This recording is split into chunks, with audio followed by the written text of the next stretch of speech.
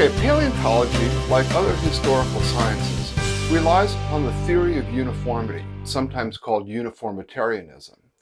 Uniformity was first articulated by Charles Lyell in 1830 as the notion that the present-day processes have also operated basically in the same ways in the past. The big point is that we can use experiments and observations of present-day processes to interpret the fossil record. Geologists often call this "the present is key to the past." Now here are two examples. The first one is cross-bedding. These are layers in sediment that record the ancient slip face on ripples and dunes. How do we know these were formed by common processes in the modern world and the ancient world?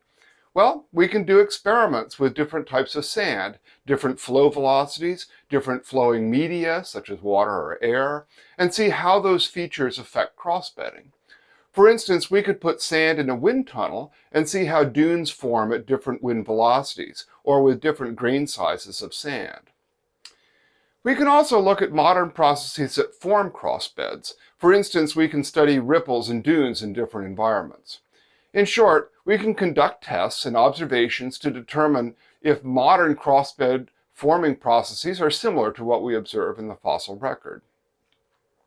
Now, another example is an extinct rock type called komatiites.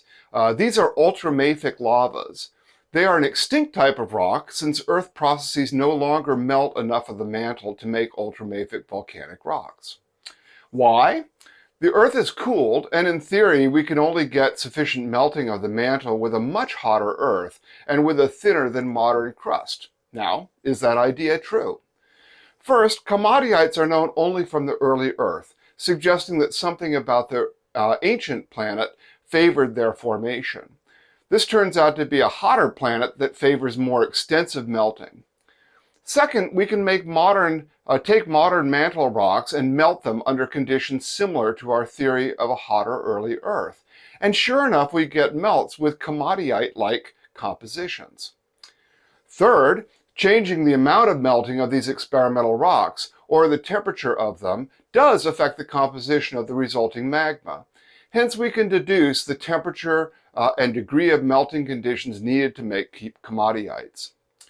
Now, the key point is that processes do not have to occur on the modern Earth to still be useful to interpret the ancient Earth. Uniformity merely says that once we understand the underlying processes, we can apply that knowledge to interpret the ancient world.